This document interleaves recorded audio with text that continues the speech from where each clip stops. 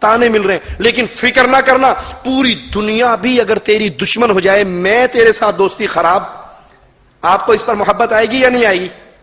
آئے گی کہ دیکھو یار پوری دنیا سے ٹکر لے کر مجھے نہیں چھوڑ رہا، پوری دنیا سے ٹکر لے رہا ہے. آپ کو اس پر پیار آئے گا، محبت آئے گی. اور اگر دوست آپ کو آ کر کے بھائی تیری وجہ سے مجھے تانے مل رہے ہیں، تیری دوستی کو ساتھ سلام، میں تانے برداشت نہیں کر سکتا، آپ کیا کہو گے؟ یار یہ دوستی میں جھوٹا تھا، یہ دوستی میں جھوٹا تھا، 4 باتیں میری وجہ سے برداشت نہیں کر سکا. اللہ کے لیے اعلیٰ مثال، آپ کو داڑھی رکھنے پہ تانا کیوں مل رہا ہے؟ کہ آپ نے اللہ کا حکم مانا ہے. داڑھی رکھنے والے کو کوئی مولوی، کوئی ملا، کوئی صوفی، کوئی ملوانا، کوئی ملوٹا ہے، کسی بیچارے کی یہاں داڑھی بکرا، کوئی کچھ کہتا ہے، کوئی کچھ کہتا ہے، کوئی کچھ کہتا ہے. یہ کیوں کہا جا رہا ہے؟ کس لیے کہا جا رہا ہے؟ اللہ کے لیے. آپ نے شلوار ٹخنے سے اونچی کی، کیوں کی؟ اللہ کے رسول کا حکم مانا، اللہ کا حکم مانا. کوئی کہے گا جی اچھا چھوٹے بھائی کی پہن لی آپ نے، کوئی کہے گا جی بکریاں چرانے جا رہے ہو، کوئی کہے گا بارش تو نہیں ہو رہی شلواریں کیوں ٹونگ لی، کوئی کہے گا کپڑا بچانے کی پلاننگ ہے، کوئی عورت برقع کر لے، پردہ کر لے، اچھا یہ وہ پرانے ذہن کی عورت ہے. یہ سارے تانے مل رہے ہیں شریعت پہ چلنے کے. کیوں؟ کس کے لیے؟ اللہ کے لیے. اور بندہ اللہ سے کہ اللہ پوری دنیا مجھے تانے دے رہی ہے، میرے ساتھ بائیکاٹ کر رہی ہے، میں پوری دنیا کو چھوڑ سکتا ہوں، تیری شریعت کی مخالفت نہیں کر سکتا. تو اس بندے کی عزت رب کے ہاں کتنی ہوگی؟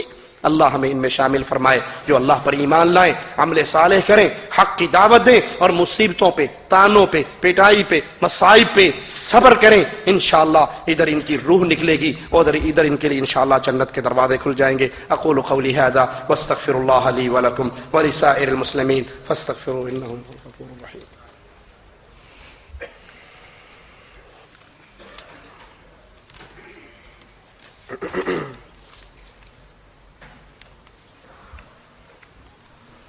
میں دعوت کا کام کرتا ہوں، لیکن تبلیغی جماعت کے منہج اور طریقے سے کیا میری دعوت کا یہ طریقہ سنت سے ثابت ہے یا نہیں؟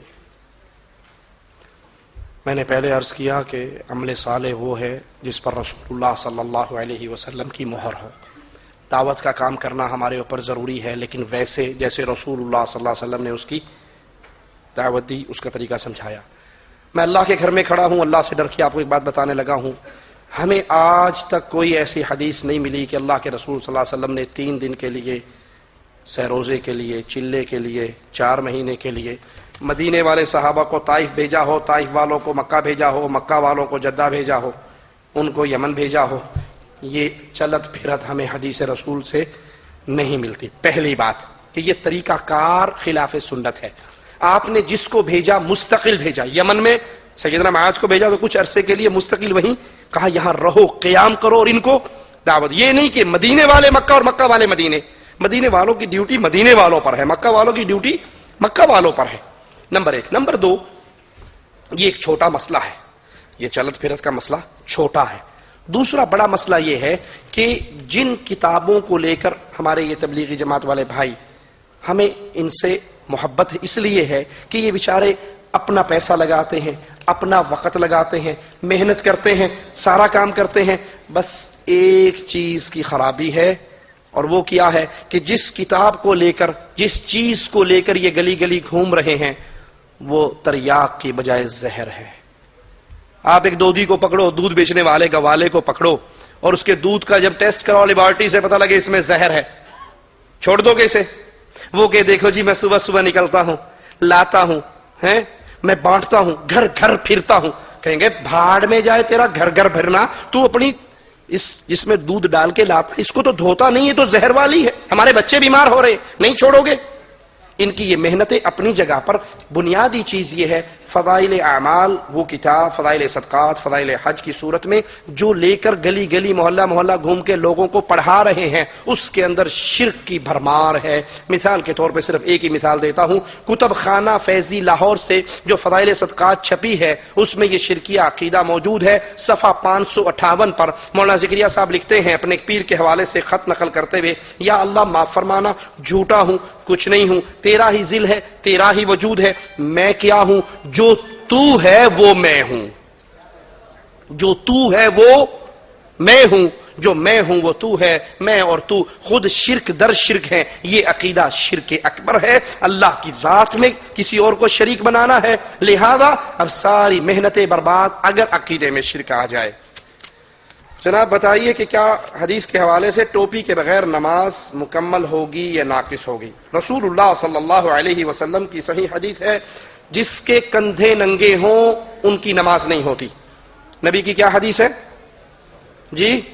جس کے کندھے ننگے ہوں اس کی نماز، جس کے کندھے ننگے ہوں اس کی نماز، سر کندھوں سے نیچے ہے یا اوپر ہے؟ اوپر ہے۔ ہمیں اللہ کے نبی صلی اللہ علیہ وسلم کی کوئی ایک حدیث بھی ایسی نہیں ملی جس میں آپ نے فرمایا جس کا سر ننگا ہو اس کی نماز نہیں ہوتی۔ کندھوں کے بارے میں ہے، جس کے کندھے ننگے ہوں اس کی نماز نہیں ہوتی، لیکن جس کا سر ننگا ہو اس کی نماز نہیں ہوتی، ایسا کسی حدیث میں ذکر نہیں ہے۔ اور ایک حدیث میں آتا ہے سیدنا ابو بکر صدیق نے نماز پڑھائی اور ایک چادر میں نماز پڑھی، انہوں نے آدھی نیچے باندھ لی، آدھی اپنے کندھوں پہ ڈال لی۔ سیدہ اسما کہتی ہیں بابا آپ کے پاس اور کپڑا تھا، آپ نے پھر بھی ایک چادر میں نماز پڑھی، آپ کا سر ننگا ہے اور ایک آدھا حصہ نیچے آدھا حصہ اوپر۔ فرمایا میں نے اس لیے یہ عمل کیا کہ رسول اللہ صلی اللہ علیہ وسلم نے زندگی کی آخری نماز ایسے ہی پڑھی تھی۔ ٹھیک ہے؟ اچھا، جو ننگے سر نماز جو اونٹ کے منہ پہ چڑھائے جاتے ہیں چھکو، وہ پلاسٹک کے چھکو یا کھجور کے تنکوں کے چھکو دروازے پر پڑے ہوتے ہیں، وہ اٹھاتے ہیں، واپی گستاخ بے ادب، اس کے سر کے اوپر اب نماز پڑھ۔ اور وہ نئی نئی شیو کروا کے آیا ہوتا ہے، کوئی نہیں کہتا جس کی داڑھی نہ ہو اس کی نماز نہیں ہوتی۔ کبھی سنا آپ نے؟ نہیں جی، جس کی سر ننگا ہے اس کی نماز نہیں۔ اچھا ٹھیک ہے، یہی برادری جن کا عقیدہ ہے کہ ننگے سر والوں کی نماز نہیں ہوتی، آپ نماز پڑھ کے باہر نکلے، باہر روڈ کے اوپر ایک مجذوب کو آپ نے دیکھا، مجذوب سمجھتے ہو؟ مجذوب سمجھتے ہو؟ پیر مجذوب جو بالکل ننگا ہوتا ہے، سر بھی ننگا، جسم بھی ننگا، پاؤں بھی ننگا، بالکل ننگا ہے۔ آپ پوچھو جی یہ کون ہے؟ جی ماشاءاللہ پہنچی سرکار ہے، ان کو کچھ نہیں کہنا۔ کیا ہم غیر مسلم عورت کو ایک مسلمان مرد دعوت دے سکتا ہے؟ غیر مسلم عورت کو ایک مسلمان مرد دعوت دے، اگر فتنے کا ڈر نہیں ہے، کہیں پبلک پوائنٹ پر ہے اور آپ کتاب بانٹ رہے ہیں، CD بانٹ رہے ہیں اور گزرتے اس کو پکڑا کر چلے گئے تو کوئی حرج نہیں، لیکن آپ اس کے ساتھ بیٹھ کر تنہا کسی جگہ پہ، تو یہ اسلام کا طریقہ نہیں ہے۔ اس کے لیے آپ اپنی بیوی کے ذریعے، کسی مسلمان عورت کے ذریعے اس تک پیغام پہنچائیے۔ داڑھی کا حکم کیا ہے؟ اس کو تراشنا یعنی سیٹ کرنا یا شیو کرنا کیا ہے؟ اللہ کے رسول صلی اللہ علیہ وسلم کا فرمان ہے اپنی داڑھیوں کو معاف کر دو۔ اللہ کے نبی کا فرمان کیا ہے؟ داڑھیوں کو معاف کر دو۔ رمضان کے اندر ایک دعا ہم پڑھتے ہیں اور وہ دعا کیا ہے؟ لیلۃ القدر کی، شب قدر کی دعا یاد ہے کسی کو؟ اللہم انک عفو تحب العفو فاعف عنی، اے اللہ تو معاف کرنے والا، معافی کو پسند کرتا ہے، مجھے معاف کر دے۔ جب میں یہ دعا کر رہا ہوں، میری عمر 50 سال ہے، تو کیا خیال ہے میرے دل میں یہ ہوتا ہے کہ اللہ 50 سالوں میں نا 25 سال کے گناہ معاف کر دے، 25 کے باقی رہنے دے، یہی ہوتا ہے؟ جب آپ اللہ سے کہتے ہو اللہ ہمارے گناہ معاف کر دے تو کیا خیال ہوتا ہے؟ آدھے گناہ معاف ہو جائیں یا سارے معاف ہو جائیں؟ جی آدھے تو کوئی نہیں کہتا، سارے معاف کرنے۔ اللہ کے نبی فرما رہے ہیں اس کو معاف کر دو، تو معاف کرنے کا مطلب یہ ایک مٹھ کے بعد کاٹ دو یا گال چھیل لو یا نیچے سے خط بنا لو۔ داڑھی کا خط بنانا، داڑھی کا لفافہ بنانا، کاٹنا، چھیلنا، تراشنا حدیث رسول کے خلاف ہے۔ آپ نے فرمایا وفروا اللحى، اپنی داڑھیوں کو زیادہ کرو، وفروا ای کثروا۔ وقت ختم ہو گیا تو مجھے بتا دیجئے، بند کر دیتے ہیں؟ نہیں شروع کریں۔ تو داڑھیوں کو معاف کرو، اس کو لٹکاؤ، ان کو ان کے حال پہ چھوڑ دو۔ کچھ لوگوں کا اعتراض یہ ہوتا ہے کہ جی ہم داڑھی اس لیے معاف نہیں کرتے کہ ابھی ہماری شادی نہیں ہوئی ہے، اور اگر داڑھی رکھ لی تو مولوی کے ساتھ کوئی لڑکی شادی کرنے کے لیے تیار۔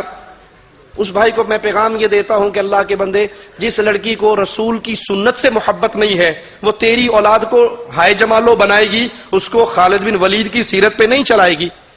اس لیے ایسی عورت کا انتخاب کرو جو آپ کے دین کو پسند کرے۔ اور پھر داڑھی مون کی ایک ہی شادی ہوتی ہے اور داڑھی والوں کی اللہ کی رحمت ہے۔ کبھی آپ نے دیکھا جس کی داڑھی نہ ہو اور اس کی اتنی ہو؟ کبھی نظر آئی آپ کو؟